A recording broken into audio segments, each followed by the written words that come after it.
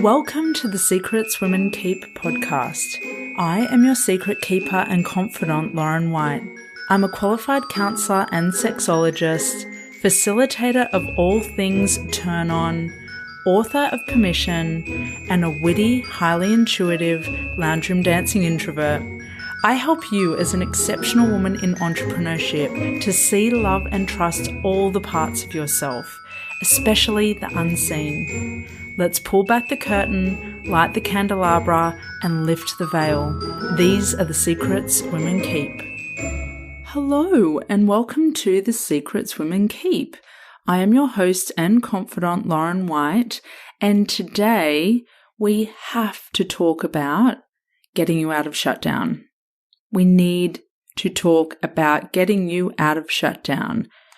If you stay in shutdown, you are limiting your capacity to be fully expressed.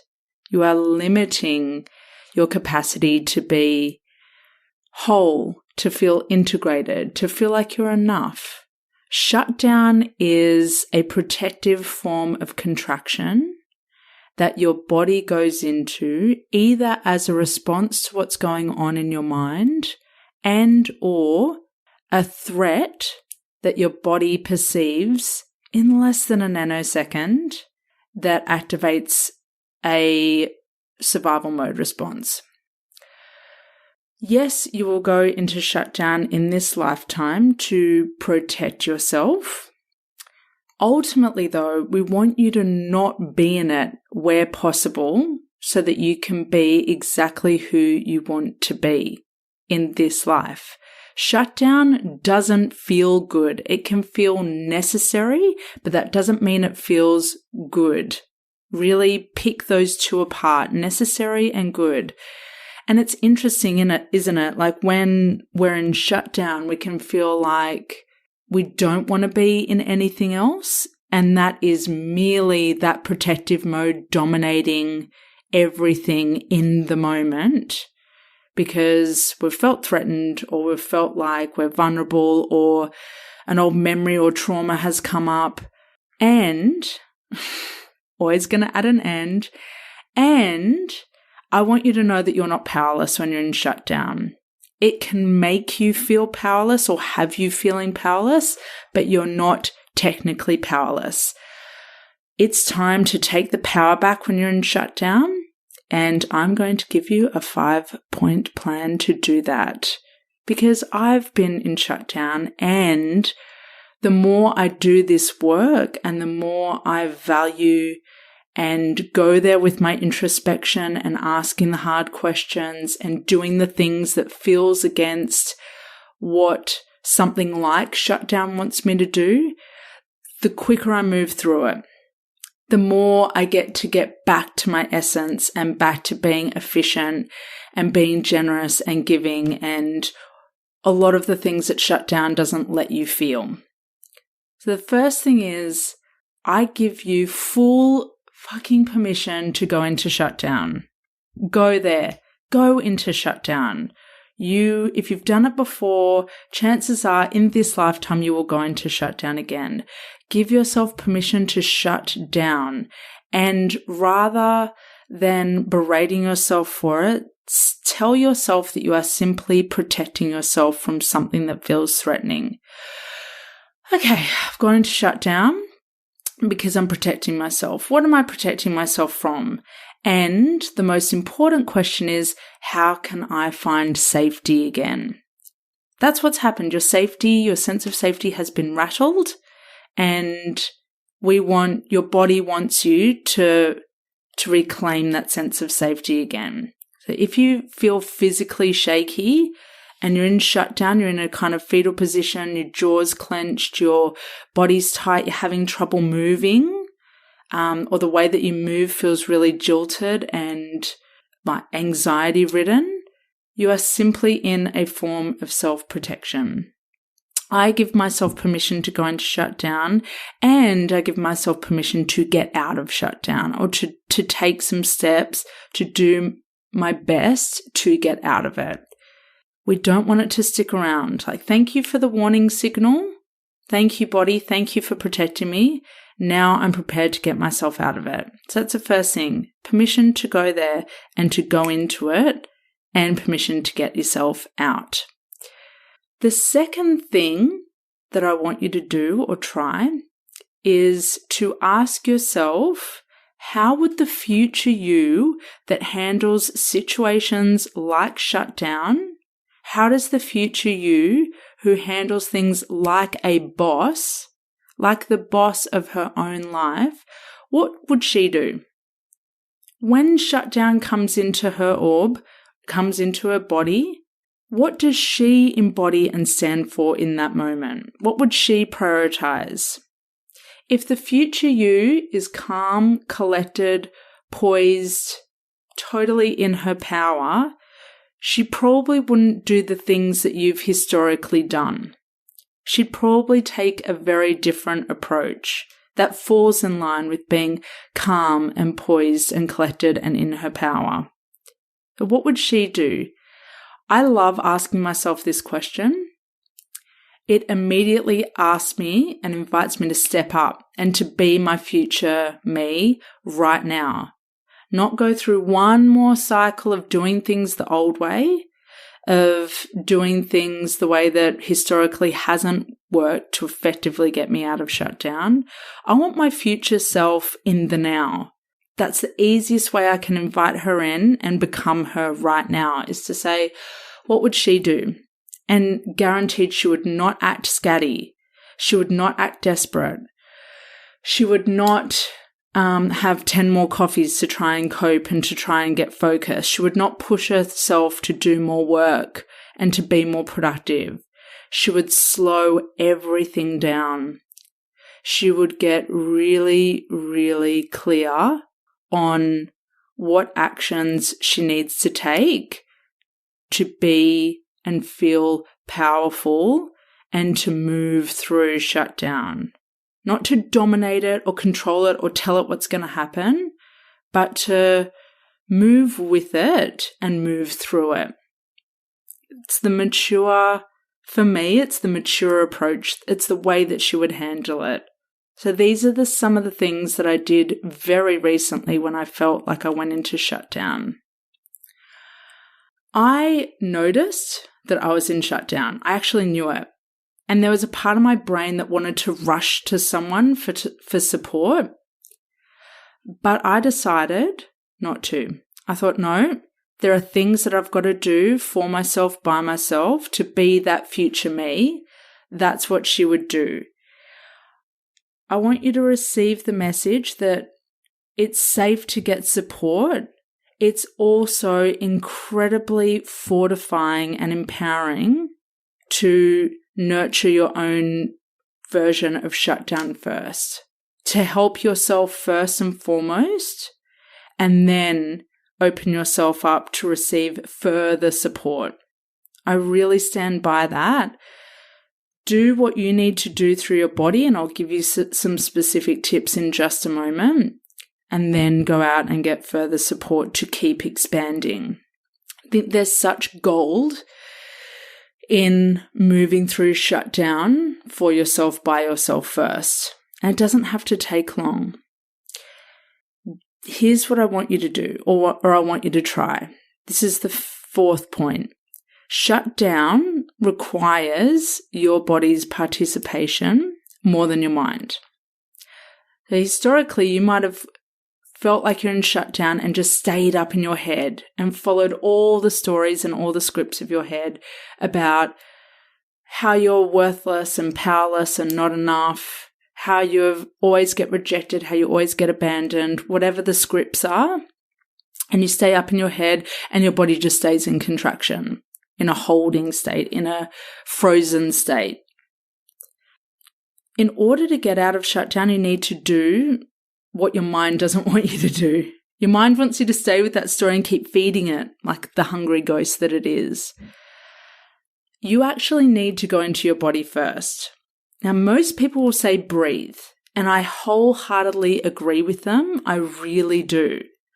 What I myself have been doing, I just want to put a different tactic out there first, is I stand up and I open my jaw before I breathe. Why do I do that? When I open my jaw, I give my nervous system the message that it's safe. It's one of the ways that it receives the message that we're safe, is by opening our jaw. Then I breathe. It feels like it creates an opening to then relieve a little bit of the contraction so that breathing feels a little bit easier. But feel free to swap those around if that doesn't work for you, because everyone's a little bit different. So breathing is really high up there, super high up there, because it's part of what allows your nervous system to move out of shutdown and to source safety. I really like the jaw action first, though, personally. It's like sometimes, even as much as I know about breathing, I know it works, my body's really, really tight.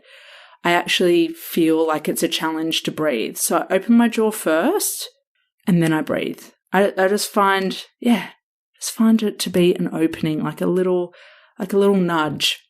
So please try that if you find saying just breathe or take a breath isn't quite working yet. Open your jaw and then breathe. The last thing I do, and there are a few little mini steps in this one, is I move, even though I feel the tightness of contraction and I just want to curl up or I just want to sit frozen. This step is hard. I'll be so honest. This step can feel really hard because it feels like pushing shit uphill. It's like your body's saying, no, just stay in this. There's something that you need to get out of this. And it's like, thank you, body. I don't agree. I want to get to the other side. I want to get to the expansion part. I don't want to stay here. It feels dark. It doesn't feel productive. It doesn't feel like I'm growing in this shutdown. I'm going to do something else. I go and I put my feet on the earth and I ask the earth to take what I have, which is anxiety and fear and whatever other stories or feelings or sensations are running through me. If I've got that nervous energy running through from my root down my legs, which has me feeling very untethered, I go and squat on the earth and I ask the earth to take that sensation away from me and exchange it for something else that's more lush, more open, more productive, more generative, whatever it is that I want to call in as an exchange. If you can't get your feet on the earth, use your floor and imagine that you're on grass or you're on sand or you're on something that helps you to feel grounded and that it provides you an instant doorway to the ground, to the center of the earth. Really just use your imagination. I do that for about 5 minutes. I breathe. I ask the earth to take what I have. I ask for something else in exchange.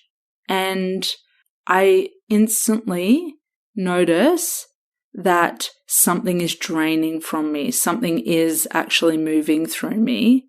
And another sensation that is way more conducive to what I want to feel is taking its place.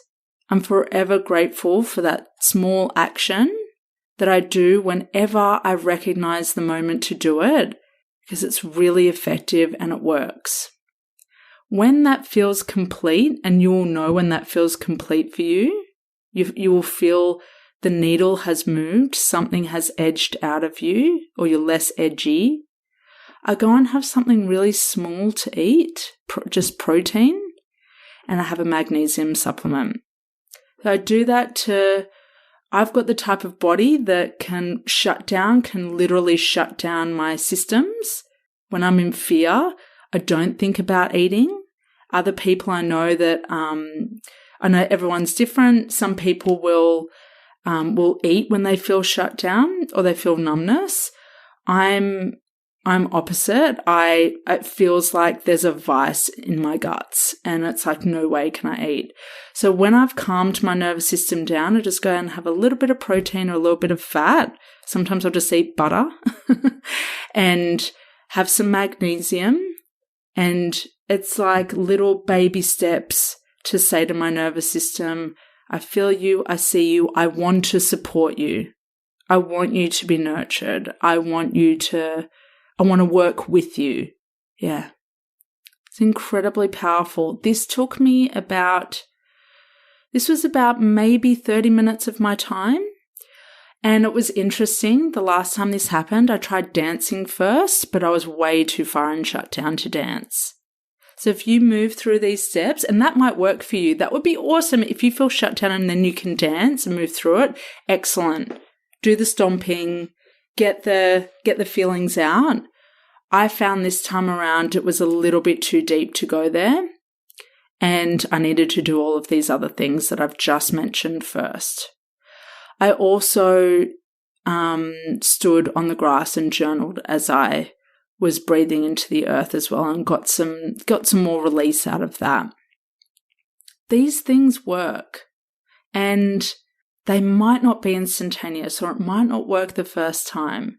The more I do these sorts of practices or actions, the more they work for me. I just keep investing, I keep believing, I keep doing, even when I don't want to. I know that's hard.